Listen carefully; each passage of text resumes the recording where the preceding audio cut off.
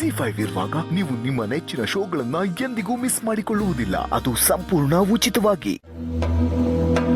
Juice ಕುಡೀರಿ, ಸ್ವಲ್ಪ ತಣ್ಣಗಾಗತ್ತೆ. ಮಗಳನ್ನ ಹುಡ್ಕೋದನ್ನ ಬಿಟ್ಟು ಇರೋ ಆಸ್ತಿಲಿ ಹೇಗೆ ನೆಮ್ಮದಿಯಾಗಿ ಜೀವನ ಮಾಡ್ಬೋದು ಅಂತ ಯೋಚನೆ ಮಾಡಿ. ನಿಮ್ಮಪ್ಪ ತನ್ನ ಮೊಮ್ಮಗಳನ್ನ ಮುಂದೆ ಇಟ್ಟು ನಾನು ಆಟ ಆಡಿಸ್ತಿದ್ದಾನೆ. ಅಳಿಯನ ಮೇಲೆ ಇಲ್ದಿರೋ ನಂಬಿಕೆ ಬೀದಿ ಪಾಲಾಗಿರೋ ಹುಡುಗಿ ಮೇಲೆ ಹೇಗೆ ಬಂತು? ಅವಳು ಸಿಗದೆ ಹೋದ್ರೆ ಈ ಆಸ್ತಿ ಎಲ್ಲ ಅನಾಥಾಶ್ರಮಕ್ಕೆ ಸೇರುತ್ತೆ. ನಾವು ಬೀದಿಲಿ ಭಿಕ್ಷೆ ಬೇಡಬೇಕಾಗತ್ತೆ. ಭಿಕ್ಷೆ ಯಾಕೆ ಬೇಡಬೇಕು?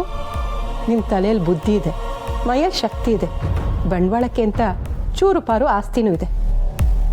ಅದನ್ನು ಉಪಯೋಗಿಸ್ಕೊಂಡು ನಾವು ಬದುಕ್ಬೋದಲ್ವಾ? ಇರೋದ್ರಲ್ಲೇ ಖುಷಿಯಾಗಿ ಜೀವನ ನಡೆಸ್ಬೋದಲ್ವಾ? ಖುಷಿ ಅಂತ ಖುಷಿ 6 ಕಾಸು 3 ಕಾಸಲ್ಲಿ ಏನು ಖುಷಿಯಾಗಿರಕ್ಕಾಗತ್ತೆ? ಈ ಮನೆ, ಕಂಪ್ನಿ, ಎಸ್ಟೇಟು ಯಾವುದೂ ಇರಲ್ಲ.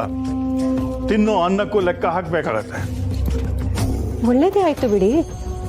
ತಲೆಯಲ್ಲಿ ಕೆಟ್ಟ ಯೋಚನೆಗಳು ಬರೋದು ತಪ್ಪುತ್ತೆ. ಲೆಕ್ಕಾಚಾರ ಜೀವನ ಶುರು ಆಗುತ್ತೆ.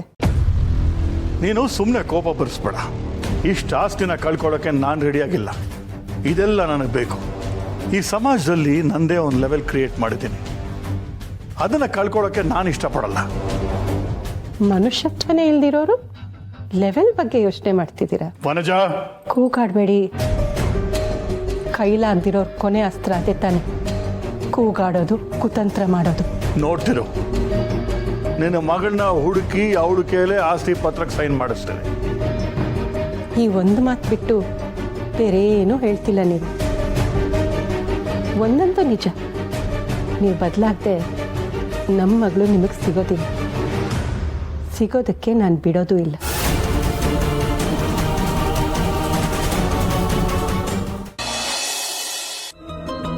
ಎಲ್ಲಮ್ಮ, ಅವರೆಲ್ಲ ಏನೋ ಬಂದಿಲ್ವಾ?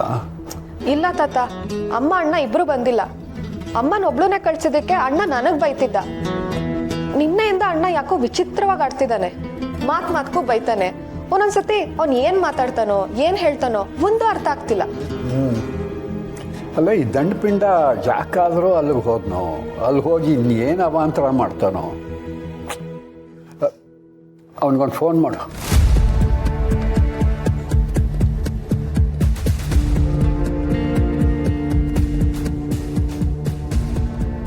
ಸ್ವಿಚ್ ಆಫ್ ಬರ್ತಿದೆ ತಾತ.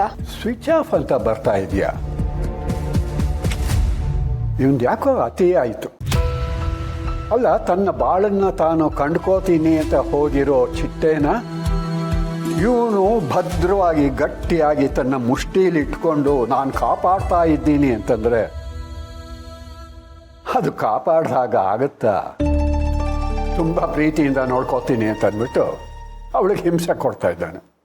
ದತ್ತ ಅವರೇ, ಯಾಕೋ ಇತ್ತೀಚೆಗೆ ಸಮರ್ಥ ಒಂಥರ ಆಡ್ತಾನೆ. ಮುಂಚೆ ಹೀಗಿರ್ಲಿಲ್ಲ.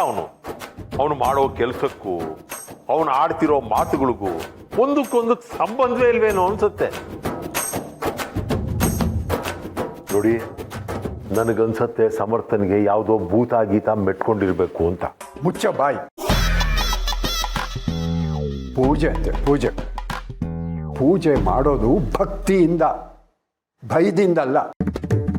ಹಾಗೇನಾದರೂ ಒಂದು ವೇಳೆ ಈ ಮನೆಯಲ್ಲಿ ಯಾರಿಗಾದ್ರೂ ಭೂತ ಪ್ರೇತ ಅಂತ ಮೆಟ್ಕೊಂಡಿದ್ರೆ ಅದು ನಿನಗೆ ಮಾತ್ರ.